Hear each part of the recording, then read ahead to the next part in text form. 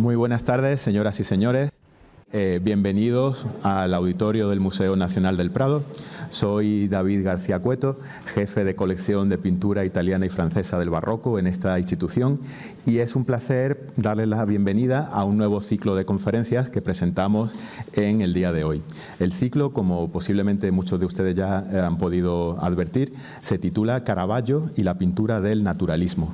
Nos va a llevar en 5 sesiones, a partir de la de hoy, a un viaje por la obra, el genio de uno de los grandes creadores de la historia del arte, Caravaggio, pero también su influencia en la pintura europea de su tiempo. Por tanto, vamos a tener 2 conferencias, las 2 primeras, la de hoy y la del próximo sábado, que tratarán en sí sobre la figura de Caravaggio, y 3 sucesivas que lo harán sobre la influencia que este artista tan fundamental ejerció en su tiempo, no ciñéndonos solo a la propia Italia, sino también abriendo esa visión a la península ibérica, a los Países Bajos, a otros territorios europeos de aquel momento. La conferenciante de esta tarde nos va a ofrecer una visión específica sobre las pinturas de Caravaggio que conserva el Museo de Viena, en el que ella trabaja como conservadora. Pero antes de hacerles la presentación específica de la conferenciante de esta tarde, permítanme que, aunque sea de forma muy rápida, sobrevuele por las otras 4 que seguirán, para que puedan ustedes también decidir si son de su interés y si quieren, pues a lo mejor reservar esa fecha en su agenda cuando llegue el momento.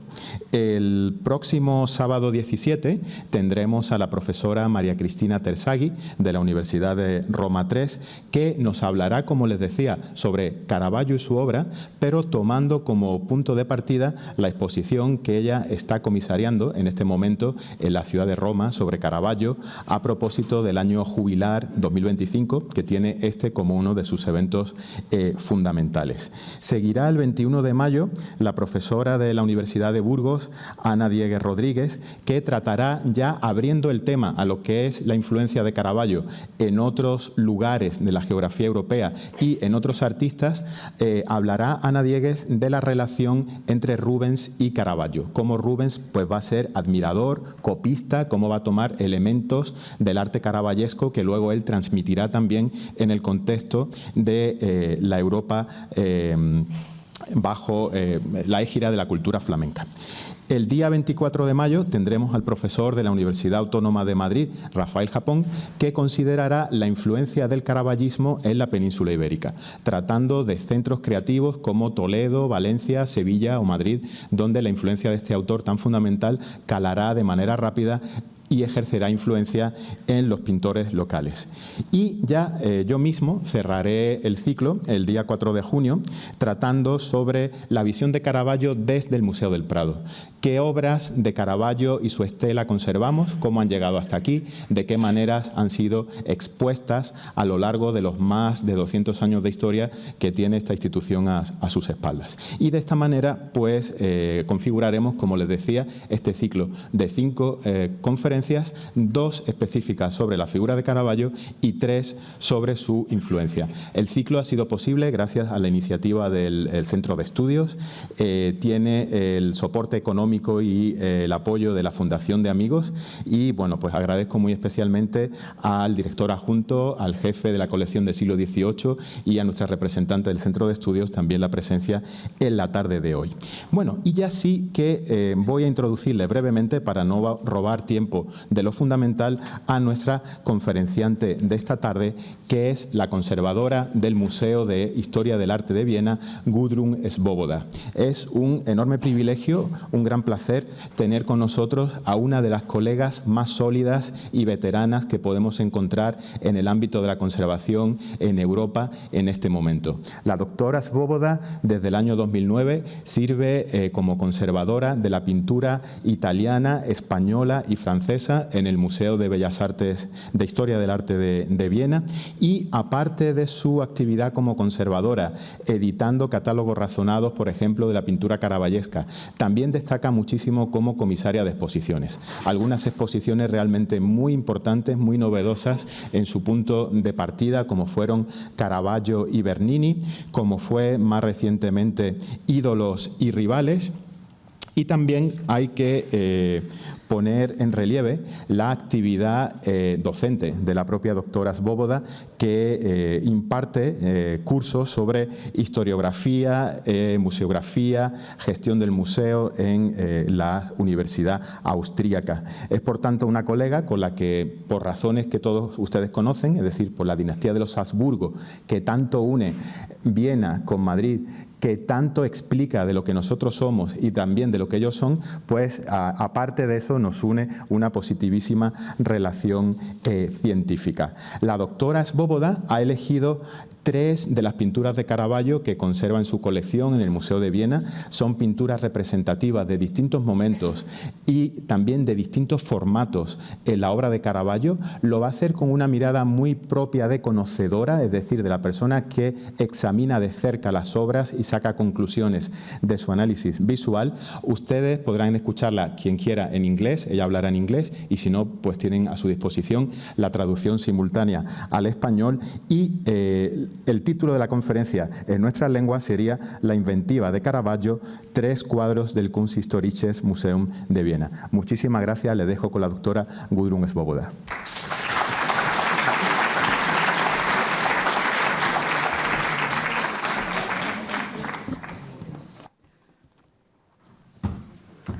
Buenas tardes, señoras y señores.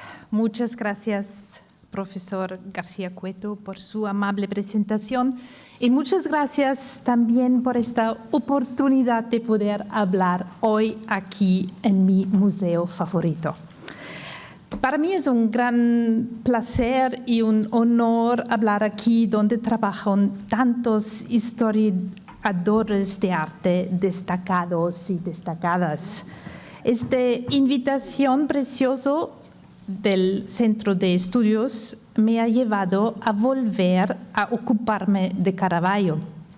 En los próximos 50 minutos presentaré algunas ideas anteriores junto con ideas nuevas que me llevan por terrenos irregulares y sobre la que todavía no he publicado nada. Por eso les pido comprensión si el texto no está del todo desarrollado y si no puedo dar la conferencia en español.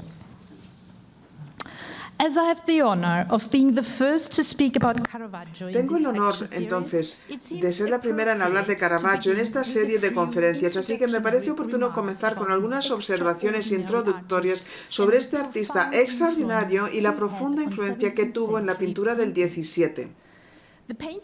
La vida del pintor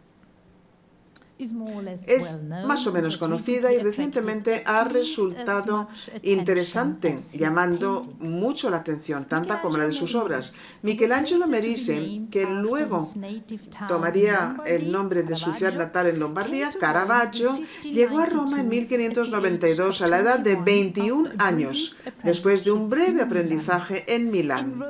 En Roma pronto fue aceptado en los círculos de mecenas influyentes, las familias Borghese, Montei, Giustiniani, Cerasi, etc. En 1599 recibió su primer encargo público, entre comillas, la decoración de la Capilla Conzarelli en la iglesia de San Luigi dei Francesi, San Luis de los franceses. El pintor de temperamento impetuoso se vio involucrado en varias peleas, algunas muy violentas, y tuvo que huir de Roma en 1606 tras un homicidio involuntario. Posteriormente pasó tiempo en Nápoles, en Malta y en Sicilia, donde pintó numerosas obras importantes, principalmente de carácter religioso. Esperando un perdón papal, falleció en 1610. Tenía 38 años y estaba volviendo a Roma. Pero hoy nos vamos a centrar principalmente en su pintura. La audacia de su claroscuro, su naturalismo a veces descarado, sus métodos de trabajo frente al modelo, sus intensas reinterpretaciones de las formas pictóricas tradicionales, todo ello junto con su carácter inadaptado, contradictorio, pronto convirtió al pintor lombardo en una figura mítica. Su fama se extendió rápidamente por toda Europa. Aunque evitó convertir su taller en un lugar de entrenamiento para otros artistas, su estilo y sus soluciones pictóricas y hasta cierto punto también sus métodos fueron adoptados con entusiasmo por otros. Al principio esto se dio principalmente en los lugares donde había trabajado, Roma, Nápoles, Sicilia. Desde Roma su arte también fue recibida en Francia y los Países Bajos. En los primeros 30 años del 17, el caravagismo fue la alternativa más importante al clasicismo difundido en Roma por los boloñeses Aníbale y Agostino Carracci y sus discípulos. Las características del caravagismo incluyen esta pintura tan llamativa del claroscuro, es decir, modelos muy modelados plásticamente con zonas de sombra y luz claramente separadas, temas menos idealizados, una preferencia por el medio cuerpo que acerca las figuras al espectador y una afición por temas o motivos de género. Como cada uno de los pintores que siguieron a Caravaggio tenía su propio bagaje regional, estilísticamente diferente del de Caravaggio antes de entrar en contacto con él, hay manifestaciones muy diferentes de este nuevo estilo de pintura. Los siguientes artistas estuvieron estrechamente asociados con Caravaggio, los siguientes: Orazio Gentileschi, el padre de Artemisia Gentileschi, que hoy probablemente es más conocida que su padre, que fue además codemandado en un juicio iniciado por un artista colega; Mario Minetti, de Sicilia, que también sirvió de modelo a Caravaggio; Cecco del Caravaggio, cuya afinidad es evidente en su nombre; y Manfredi. Vemos aquí estas escenas, ¿verdad?, soldadescas y músicos, principalmente de la segunda década del 17, tuvieron tanto éxito en Italia y entre los caravallistas del norte de Europa que el pintor y escritor alemán especializado Joachim von Sandrart llegó a referirse a un método manfrediano de narrativa pictórica y lo llamaba el Manfrediana Methodus. Carlo Saraceni, nacido en Venecia y que también pudo haber conocido personalmente a Caravaggio. En Nápoles, el maestro pudo haber conocido a Giovanni Battista Caracciolo. Y en esta ciudad, en Nápoles, donde Caravaggio vivió en dos ocasiones, 1606 y 1607, y luego 1609 y 1610, ahí ejerció una importante influencia en la escuela pictórica local. Sirvió también de puente cultural que llevó el caravaggismo a España.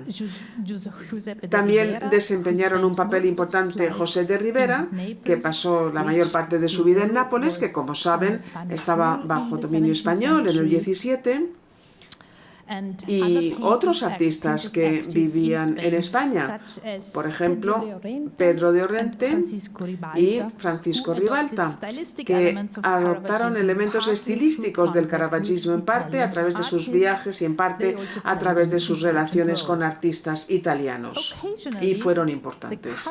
A veces el caravaggismo de ciertos pintores no se alimentaba de sus propias experiencias en Italia, sino que se transmitía, por así decirlo, de segunda mano a través de artistas viajeros. El ejemplo más destacado es el de Rembrandt, que ciertamente no estaba en Italia, pero que pudo aprender acerca de las nuevas tendencias caravallistas directamente de amigos y colegas de taller.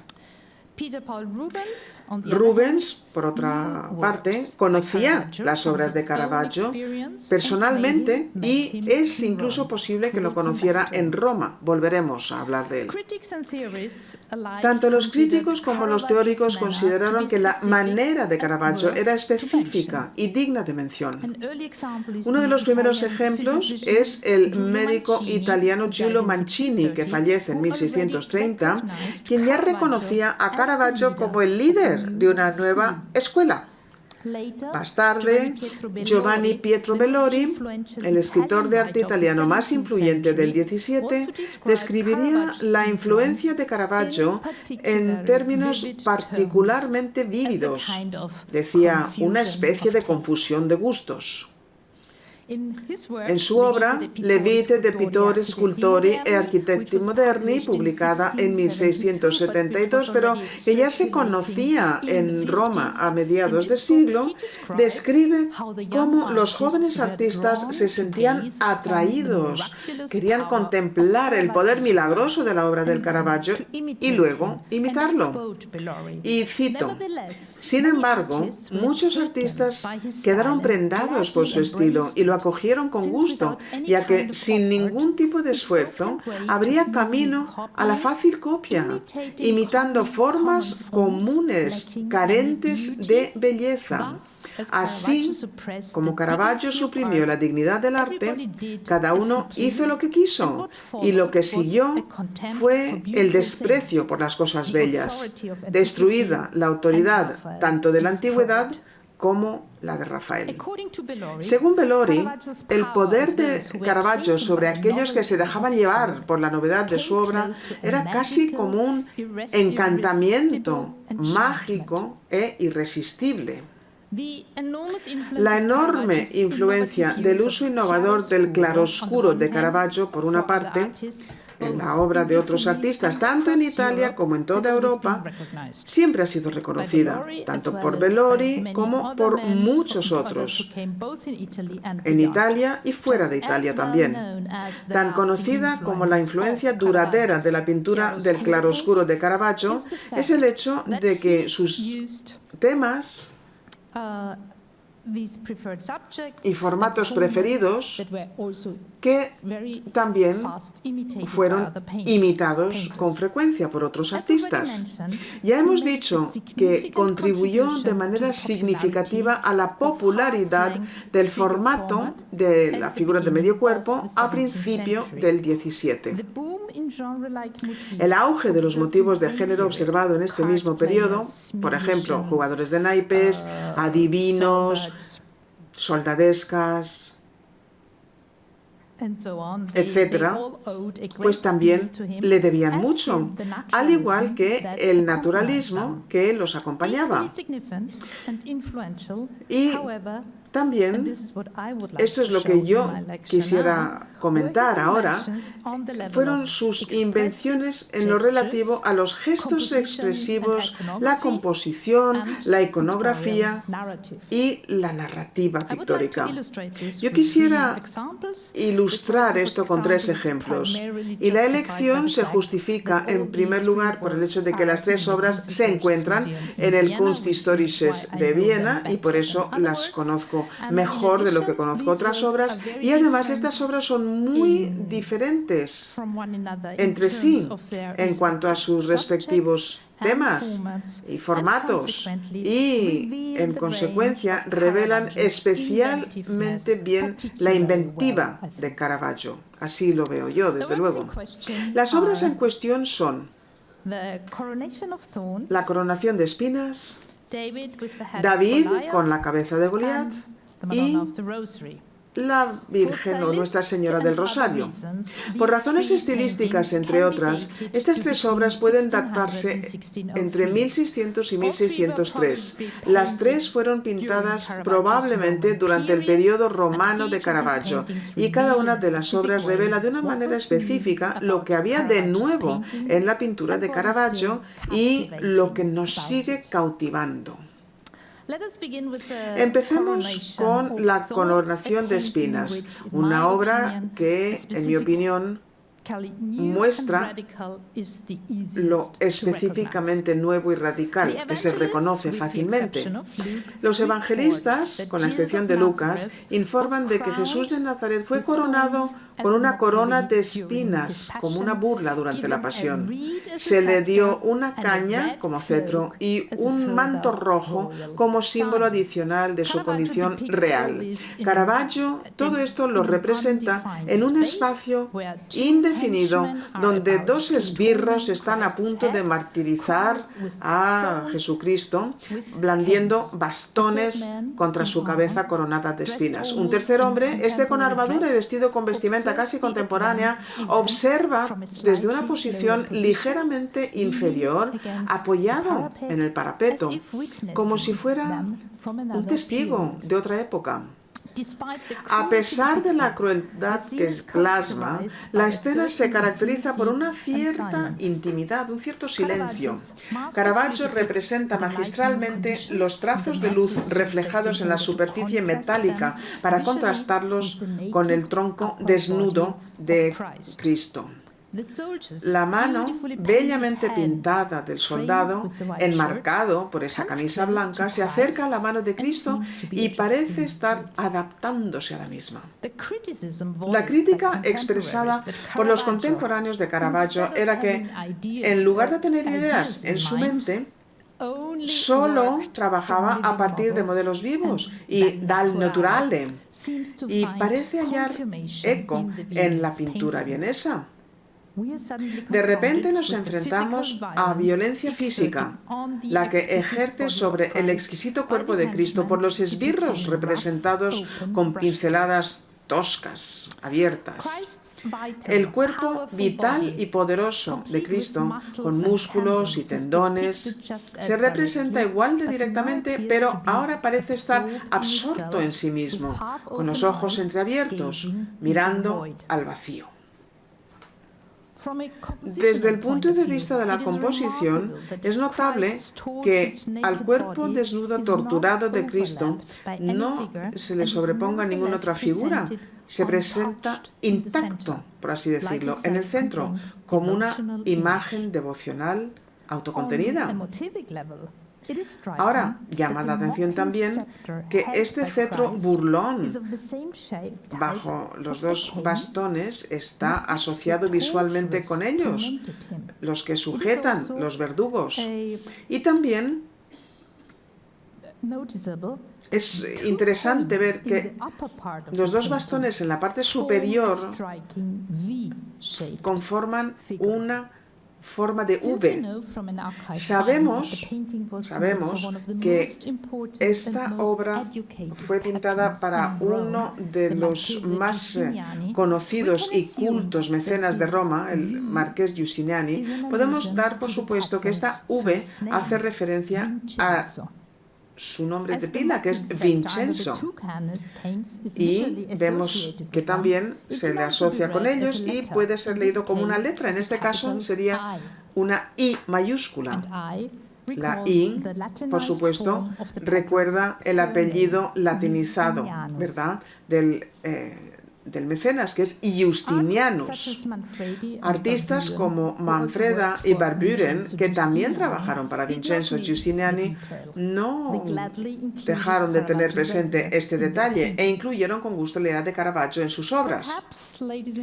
Quizás tienen ustedes dudas acerca de estas interpretaciones, y es así, a lo mejor les podré convencer señalando que este tipo de ilusión también ha sido identificada en otra obra para Giustiniani, ahora en Berlín, Amor vincit omnia. La V y la I en esta obra, muy irónica. Por ejemplo, si observamos a la izquierda abajo, no solamente tienen que ver con la V y la I de Vincenzo Justinianus, también hacen referencia al niño Amor vincit omnia, el amor vence, ¿verdad?, conocidísimo en su momento. Pero volvamos a Viena. Quizás el motivo más asombroso en general es la línea expuesta del cuello de Cristo en este centro brillantemente iluminado de la imagen. Como forma de expresión mínima, pero muy eficaz, se refiere a la humilde asunción del destino, acepta el destino, que se cumplirá para el Hijo de Dios, la pasión. Igual que el cetro burlón, que Cristo no ha soltado a pesar de todo, lo acepta como tal. El hecho de que sea Dios mismo quien se somete aquí a la tortura, se entrega, permite su humillación a pesar de su infinita superioridad en relación con sus verdugos, no pasa desapercibido en el cuadro. En cualquier caso, se nos anima a imaginar vívidamente que el hombre de la armadura oscura sentado a la izquierda de la imagen observa a este Dios paradójico como si estuviera hechizado, precisamente porque no podemos ver claramente su rostro entre las sombras. En cambio, se nos invita a inferir de su postura cómo está mirando y hacia dónde dirige la mirada. Esta experiencia, entonces, nos resulta particularmente vívida. Se nos insta a observar lo que está sucediendo como si viéramos a través de sus ojos. Pero nada ilustra más claramente la entrega de Cristo que la línea del hombro y del cuello brillantemente iluminada en el centro mismo de la imagen. No es del todo nuevo el motivo. Se puede encontrar hasta cierto punto en la obra de Tiziano con su impresionante interpretación del mismo tema.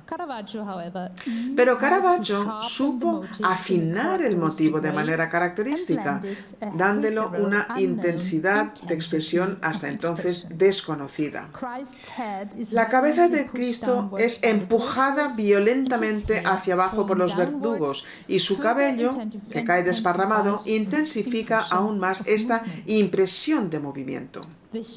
La humillación llega a tal punto que la cabeza de Cristo apenas sobresale por encima del hombro derecho.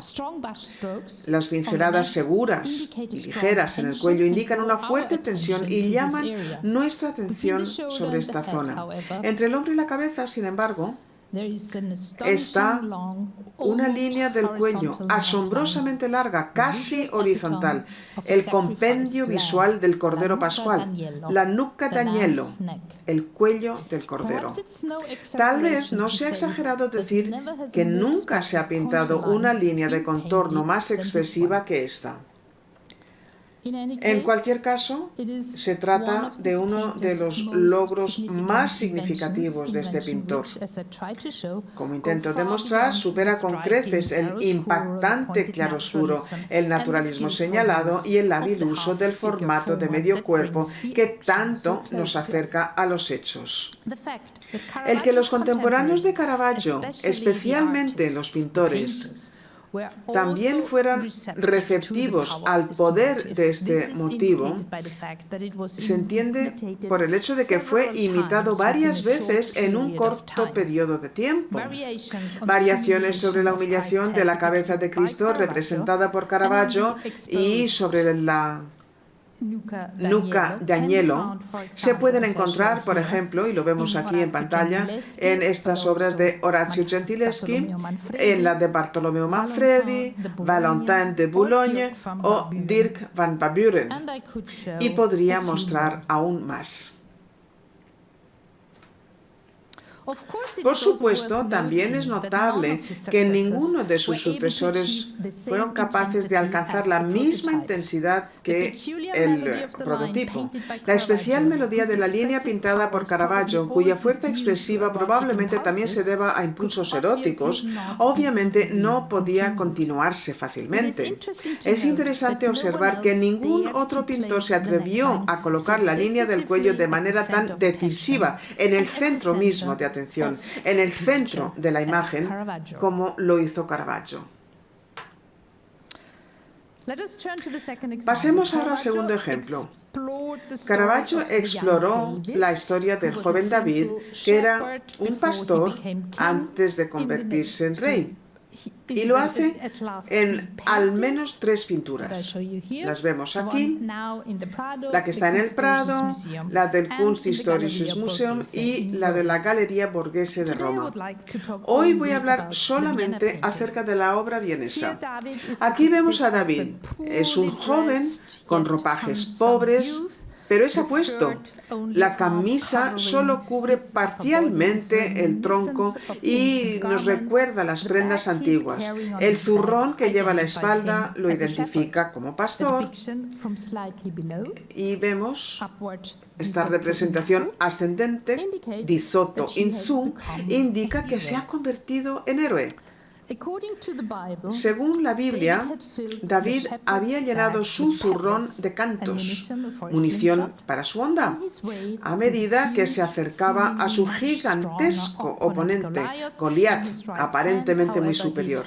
En la mano derecha, sin embargo, no sostiene David la honda, sino una espada, probablemente la que le arrebató al gigante filisteo, que fue golpeado en la cabeza por un golpe sorpresa que le permitió decapitarle. Esta mirada, este gesto, se dirige a una persona a quien no vemos. ¿Será el rey Saúl a quien regresa una vez consumado el hecho? ¿Le va a presentar la cabeza de este enemigo muerto como trofeo? La pintura se nutre del contraste entre la belleza de la juventud y el horrore de esta cabeza decapitada que presenta y de cuyo cuello todavía mana la sangre y que casi parece que se sale del cuadro. Los reflejos de la luz animan la sien y la nariz, y mientras la mirada se extingue, brilla un diente en esa boca que se abre como si estuviera gritando. Pero a mí me gustaría llamar su atención a la forma especial en que David sostiene la espada. Este rasgo peculiar quizás se aclare más si primero muestro algunas representaciones más antiguas de la escena de David y Goliat elegidas al azar. En contraste, la representación de Caravaggio se caracteriza no solo por el chiaroscuro dramático, el encuadre estrecho, el enfoque resultante, sino también por una cierta ironía. Incluso ahora que ha derrotado a Goliat y se ha hecho con su espada, el joven héroe sigue haciendo un gesto que revela que se ve como pastor. Lo vemos claramente porque se coloca la espalda sobre el hombro. Este gesto, con una espada, es poco frecuente, a diferencia de llevar el cayado del pastor a hombros, que es muy habitual y forma parte del repertorio común de las representaciones de pastores. Vemos unos ejemplos del periodo tardío del Imperio Romano y otra representación, esta xilografía del 16 o este grabado holandés, y aquí vemos al pastor con el cayado al fondo, probablemente realizada poco antes de la pintura de Caravaggio. El giro irónico que Caravaggio le da al motivo también podría tener un significado narrativo preciso.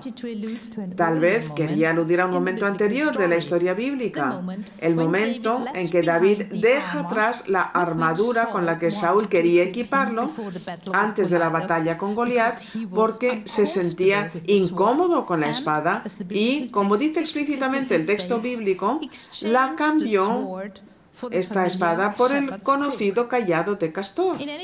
En cualquier caso, Caravaggio demuestra su ironía. Nos invita a reconocer en el objeto alto, la espada, uno más bajo, el cayado del pastor. Y si miramos esta espada más de cerca, vemos el oro.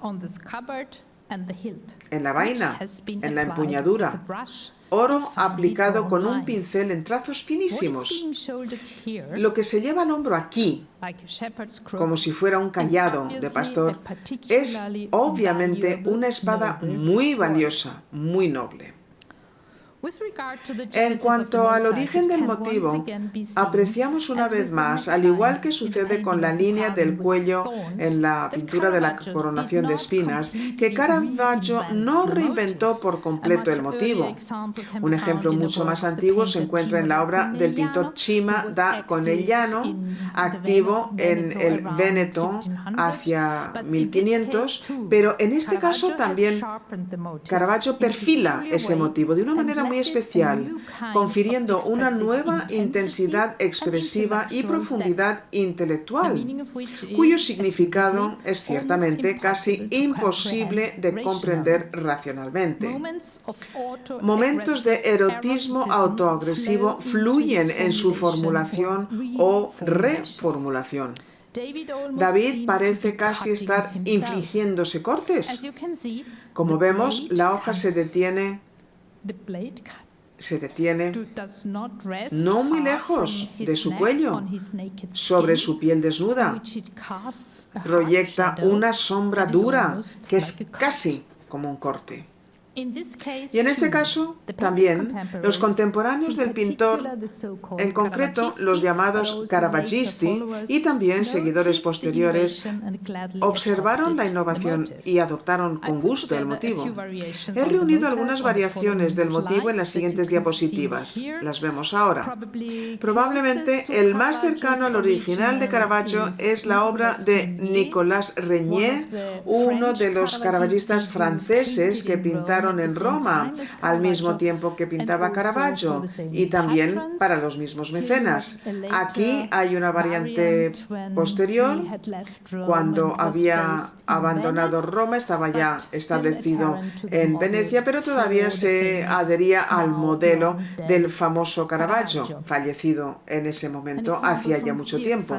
Otro ejemplo, Dirk van Baburen, un pintor holandés y uno de los caravaggistas de Utrecht, igual que Régnier, trabajó en Roma para los mismos mecenas. Ottavio Vanini, pintor italiano de Florencia, que fue formado en Roma. Ahora estamos alejándonos del círculo más cercano del Caravaggio, pero aún así seguimos su resplandor.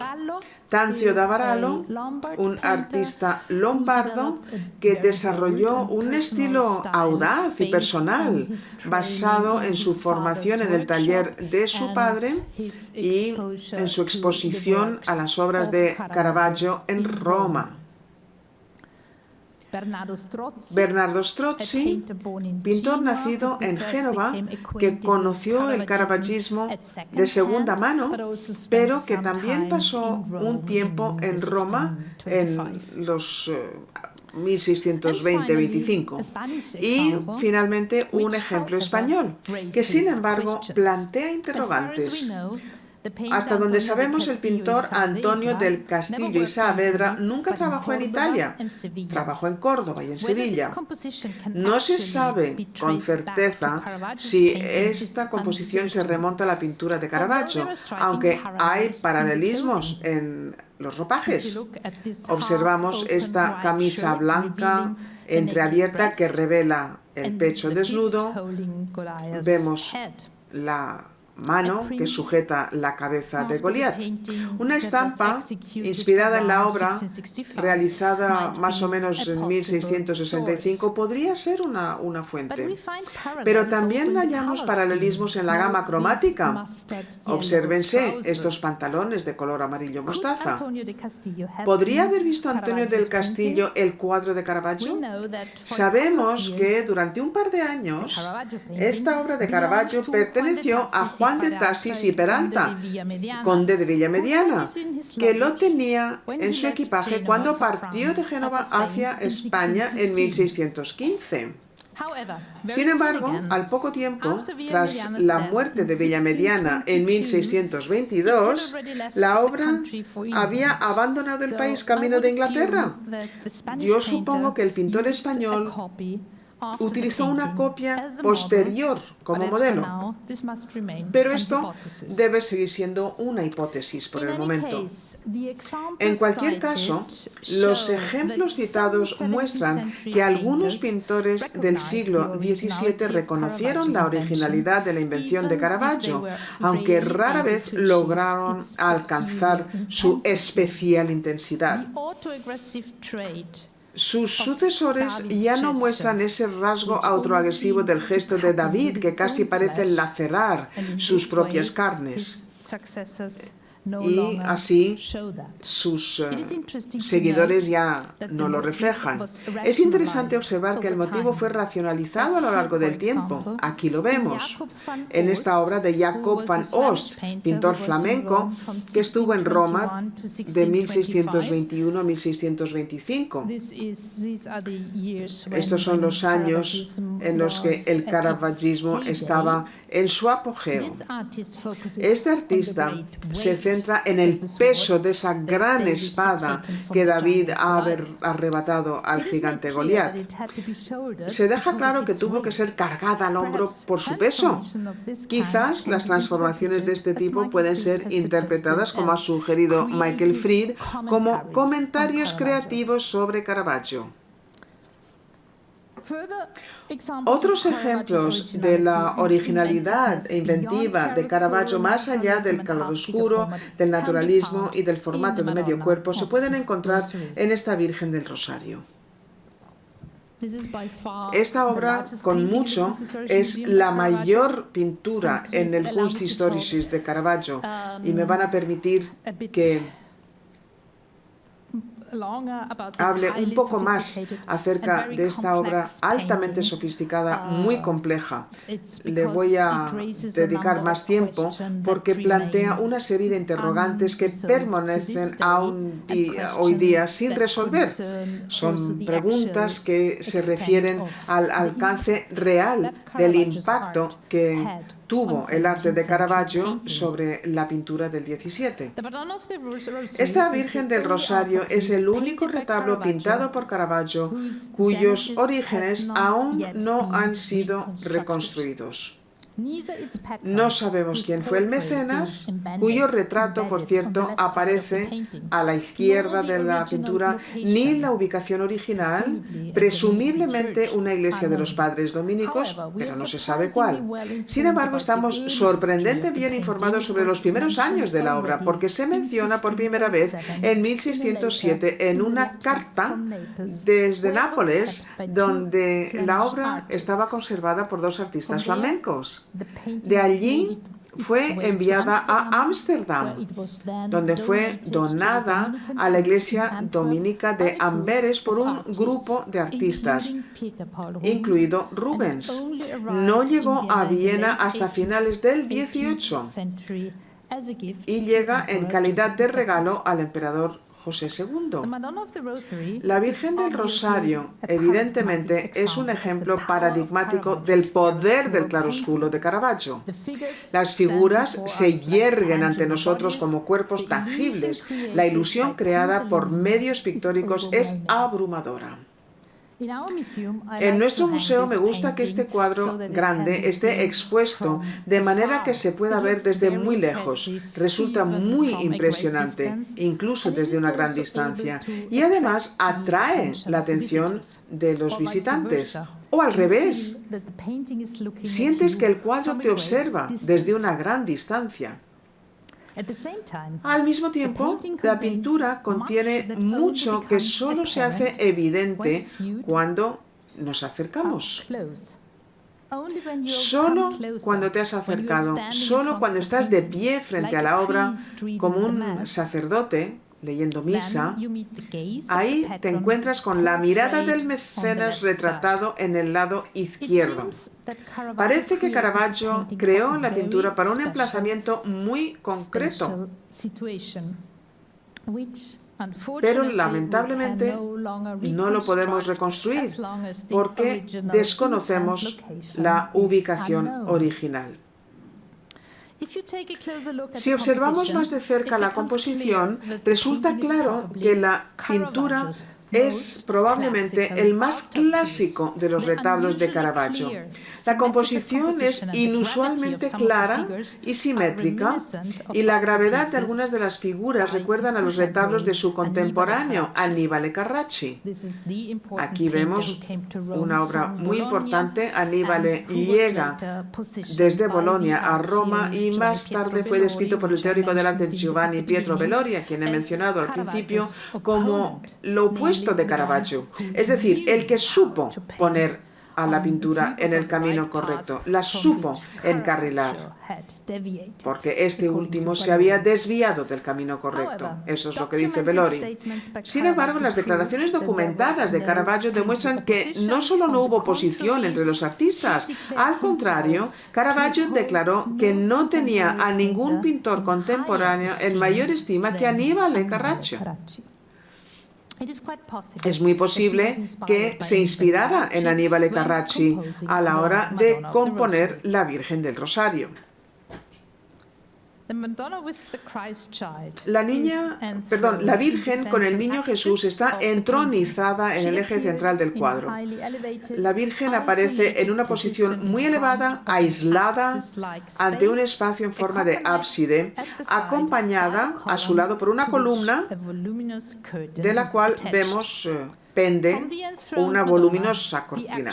A partir de la Virgen entronizada, la acción va desplegándose gradualmente hacia abajo. María instruye a Santo Domingo para que distribuya rosarios a los fieles arrodillados en primer plano que extienden ansiosamente las manos. En el borde izquierdo de este grupo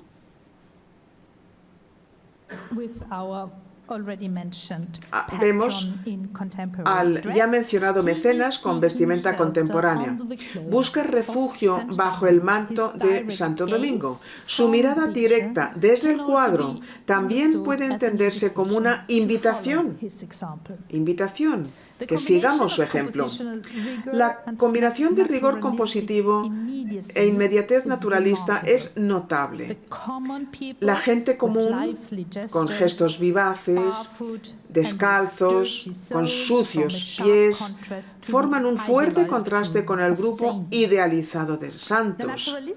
La atención naturalista al detalle rompe con las imágenes idealizantes. Se refiere al interés de Caravaggio por la presencia física, muy criticado por sus contemporáneos.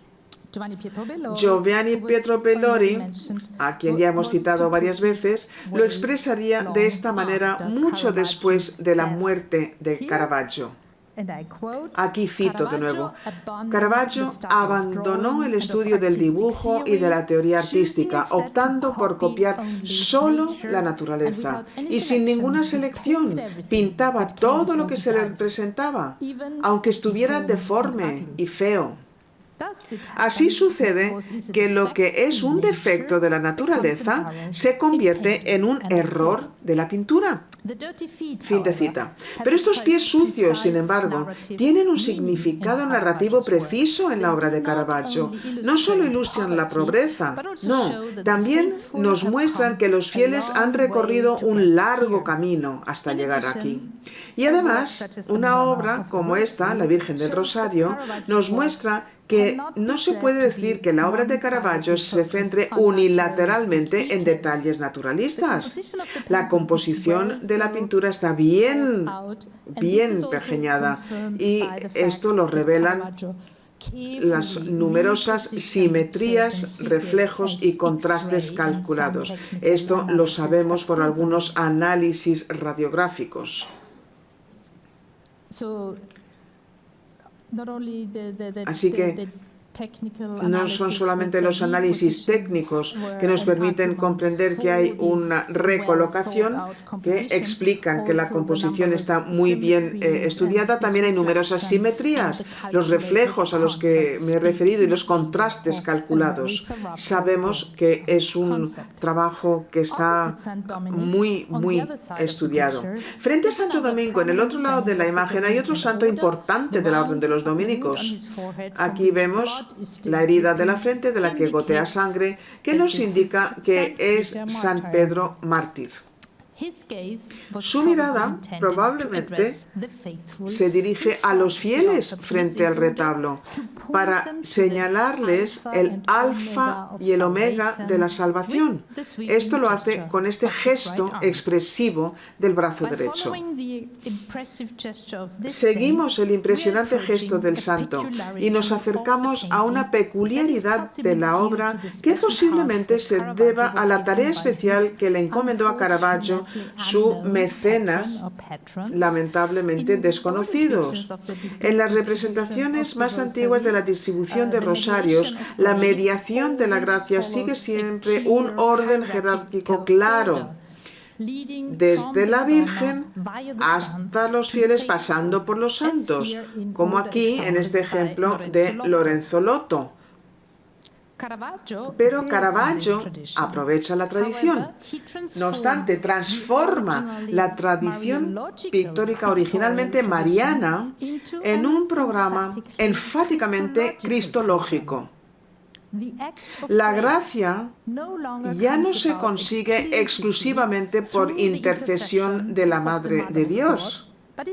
Se le atribuye al niño Jesús, que está situado exactamente en el eje central de la pintura. Y este niño Jesús tiene una corporeidad que Caravaggio enfatizó de manera asombrosa. Observen, por ejemplo, cómo este niño roza su vientre. Es un gesto que parece curiosamente inconsciente. Por supuesto, aquí no podemos hablar de un naturalismo espontáneo. Más bien, la corporeidad enfatizada de este niño Jesús probablemente esté relacionada con el sacramento del altar, o más precisamente, la real presencia de Cristo en la Sagrada Forma, que habría aparecido exactamente debajo de esta figura brillante durante las celebraciones de las misas. Podemos dar por supuesto que el gesto de este niño Jesús de Caravaggio se refiere a las palabras pronunciadas por el sacerdote en el momento decisivo de la celebración. Hoc est corpus meum. Este es mi cuerpo. Caravaggio tradujo estas palabras a la pintura, por así decirlo, y las ilustra de una manera nueva. Es probable que este asombroso invento esté estrechamente relacionado con otro. Habréis notado hace tiempo, señoras y señores, que la Virgen de este cuadro tiene una contraparte terrenal. Es la mujer vestida con sencillez, arrodillada en el suelo, en la parte inferior izquierda. Aquí ha acudido con su hijo pequeño. Es la única creyente. Ella no extiende sus manos, no pide un rosario. Su atención está cautivada por otra cosa. Ella alza la cabeza y aparentemente está mirando hacia María y el niño Jesús. Por supuesto, esto lo deducimos por la posición de su cabeza, porque Caravaggio no nos da ni una pista de su rostro. Apela a nuestra imaginación y a mí me parece que lo hace de manera acertada. Aunque no veamos un rostro, la mirada es inusualmente intensa y podemos pensar que la mujer ve lo que ningún otro creyente ve en esta imagen. Ve a la otra madre con niño, es decir, la Virgen con el niño Dios. Parece tener una visión en este momento, sin necesidad alguna de mediación de un santo. Atraviesa, rompe la jerarquía eclesiástica y ve directamente desde su posición subordinada. Caravaggio supo sustentar la idea de esta visión con un contraste adicional. El niño Claro, no se da cuenta.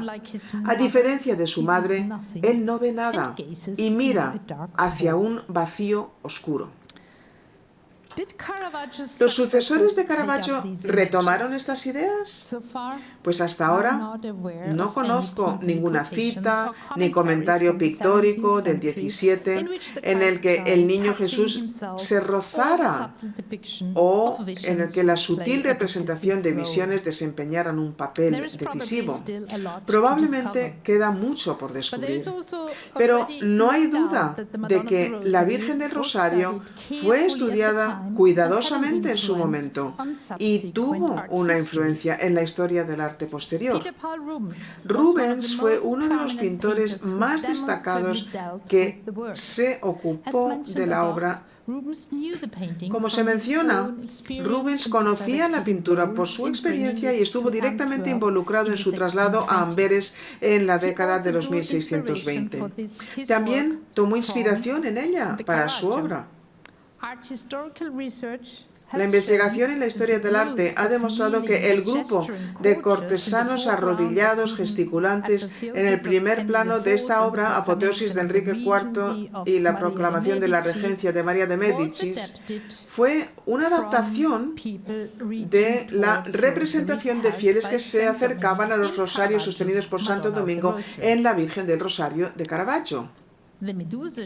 Y el escudo de la medusa, que vemos en el borde derecho de la pintura, también puede leerse como una cita de Caravaggio. Y Rubens así habría tomado para sí dos de las invenciones de Caravaggio en esta obra.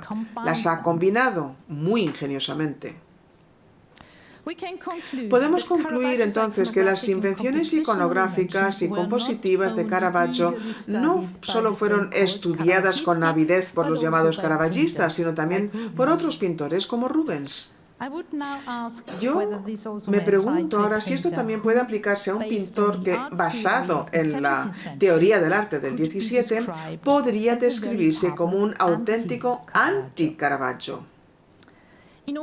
Para aclarar conceptos y responder a esta última pregunta, necesito retroceder un poco más y volver a Giovanni Pietro Bellori por última vez. Como ya hemos dicho, este teórico del arte italiano, probablemente el más influyente del 17, criticó duramente a Caravaggio por su imitación realista y directa de la naturaleza. En su Vite, publicado en 1672, acusó a Merisi, entre otras cosas, de haber renunciado al estudio de los grandes modelos y de haber rebajado el arte al representar motivos vulgares e innobles. Para Bellori, Caravaggio se convirtió, en definitiva, en un símbolo de la decadencia del arte a través del excesivo naturalismo. Y a la vez, sin embargo, Bellori no se conforma con esta crítica, también destaca a contrafiguras positivas, empezando por Aníbal Carracci. Como la antípoda, podemos decir, finalmente posicionó a su joven amigo Carlo Maratti, que había nacido 15 años después de la muerte de Caravaggio.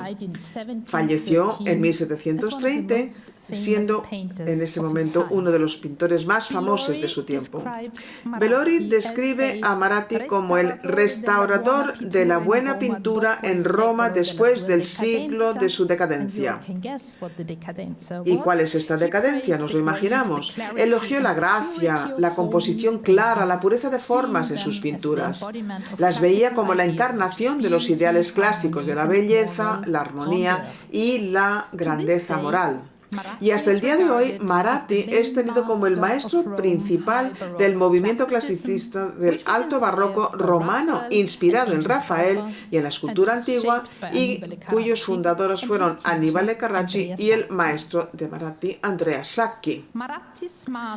La maestría de Maratti se basó, entre otras cosas, en el estudio precioso de los modelos canónicos.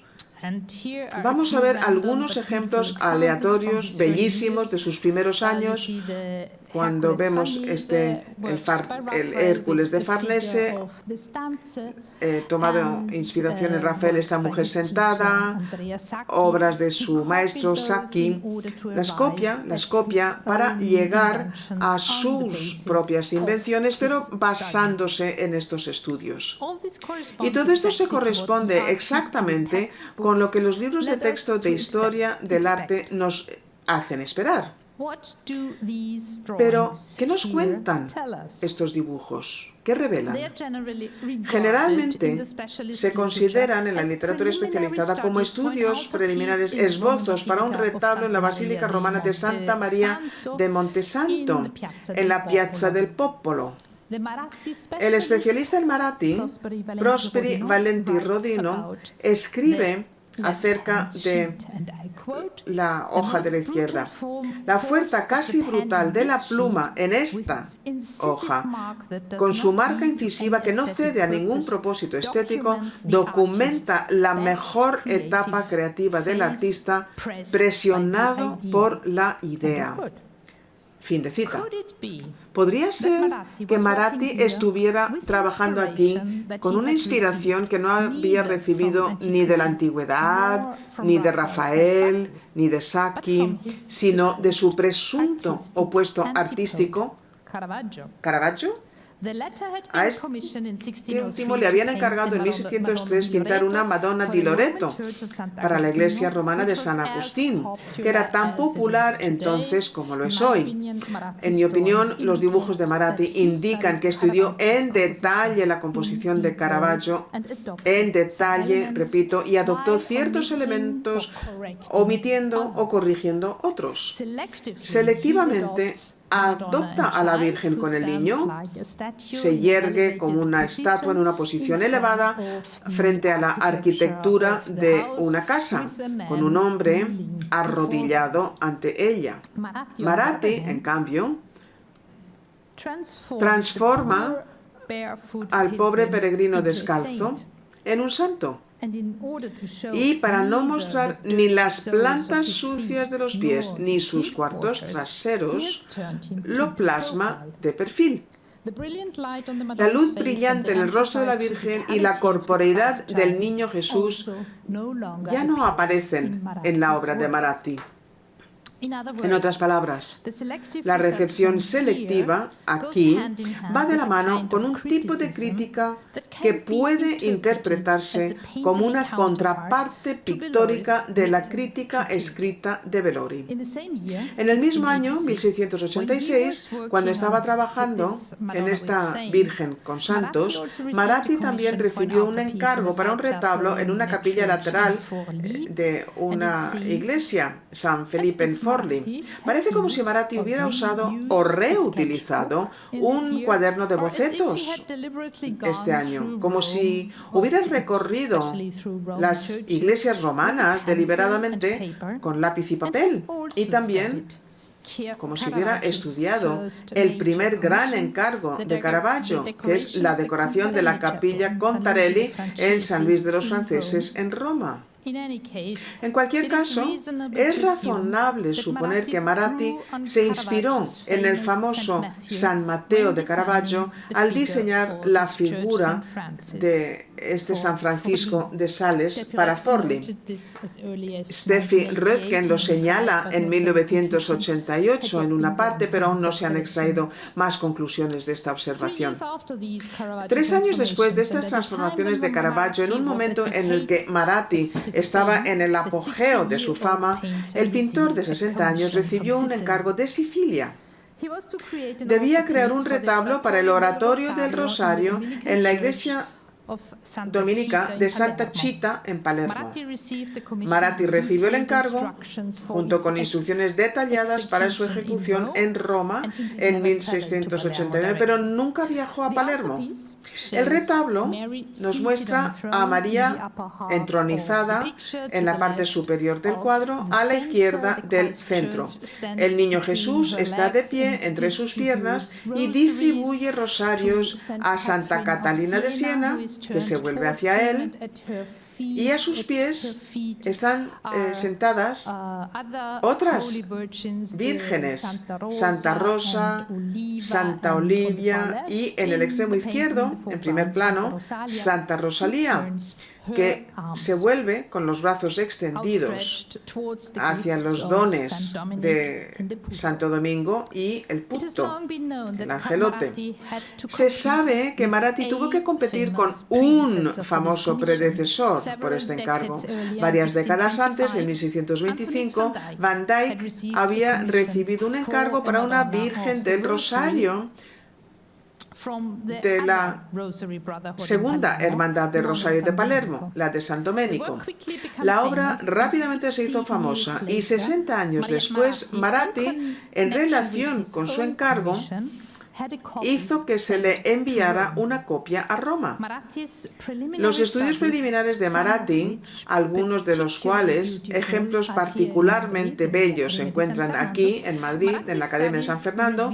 Bueno, los estudios revelan la seriedad con la que se comprometió con el desafío planteado por Van Dyck, y también muestran cómo, una vez más, la recepción artística iba de la mano con la selección subjetiva y la crítica. Uno de los inventos fabulosos de Van Dyck es este niño que sale corriendo de la escena, asqueado por la muerte y el olor a putrefacción. Palermo había sufrido una terrible peste un año antes del encargo. Marathi transforma al niño en un angelote, en un puto, que lleva rosas en la mano, señalando hacia la cruz y la calavera, la salvación que viene de lo alto. En cuanto a la composición, Marathi rechazó por completo el enfoque de Van Dyck. De nuevo, cito al especialista en Marathi, Prosperi Valentí Rodino, que dice: se aparta radicalmente de este diseño solemne y barroco de Van Dyck. Prefiere una composición clásica de la Sacra Conversazione. De hecho, el retablo tiene una disposición piramidal que data de alrededor 1600. La Virgen está sentada en un lugar destacado sobre un trono elevado. El niño Jesús está apretado entre sus piernas para repartir rosarios y los santos están reunidos a sus pies en primer plano. Yo creo que la referencia de alrededor de 1600 podría ser más precisa. Marathi parece haberse inspirado en Caravaggio, la Virgen del Rosario, cuya composición clásica debió de ser importante, un sensorium especial. Él, el artista, pudo ver lo que su mentor Bellori no pudo o no quiso ver, que Caravaggio también sabía componer y que todavía había algo que aprender de él en este arte. Las siguientes semejanzas apoyan esta recepción selectiva. La estructura piramidal mencionada por Prosperi Valentí Rodino, con el trono elevado, el niño Jesús entre las piernas, las figuras sentadas o arrodilladas en primer plano, el gesto del brazo de Santa Catalina, Marathi, y San Pedro Mártir, en el caso de Caravaggio, refiriéndose a la Virgen con el niño. La segunda madre, en primer plano, que no solo se muestra en una vista muy similar de 3/4, sino que también lleva un vestido muy parecido. Echemos un vistazo al escote cuadrado en la espalda, del que asoma esta camisa blanca. Además, la melena está sujeta de manera muy similar. Es una trenza con una cinta de color que forma parte de la trenza misma. La pregunta sigue siendo ¿dónde y cómo Marathi pudo haber visto la Virgen del Rosario de Caravaggio? La obra ya había salido de Italia antes de que naciera y estaba en la iglesia de Amberes. Todavía no se sabe si habían hecho copias en Roma o en Nápoles con anterioridad. Ahora, sabemos de un grabado de alta calidad del grabador preferido de Rubens, Lucas Forstermann, y este grabado, que circulaba antes de 1650, bien pudo haber sido conocido por Marathi. Y por supuesto, reproduce la obra al revés, ¿verdad? Yo le doy la vuelta. para que la vean ustedes. Señoras y señores, espero haber podido mostrar que la inventiva de Caravaggio fue mucho más allá de las innovaciones que generalmente se asocian con él. La pintura del chiaroscuro, figuras de medio cuerpo, naturalismo, y también incluyó asuntos relativos a la formación de figuras, iconografía, composición y narrativa pictórica. Además, espero haber indicado que las invenciones muestran una notable profundidad de reflexión. El cuello de Cristo en la coronación de espinas de Viena no es solo una pintura extraordinaria que nos muestra la tensión de un cuerpo torturado.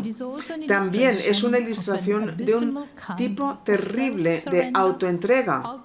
En última instancia, la paradójica figura básica del cristianismo, donde lo más alto se convierte en lo más bajo y viceversa. Del mismo modo, la forma en la que el joven y apuesto David empuña la espada es más que una obra de pintura de desnudos virtuosa con un deje erótico. No se ve el gesto en su totalidad, a menos que también reconozcamos en él el gesto específico del pastor y, en consecuencia, reflexiones sobre la relación irónica que existe entre el cayado del pastor y la espada en la narración bíblica. Y a menos que se observe que el pastor, una vez convertido en héroe, está a punto de cortarse la carne en el momento mismo de su triunfo.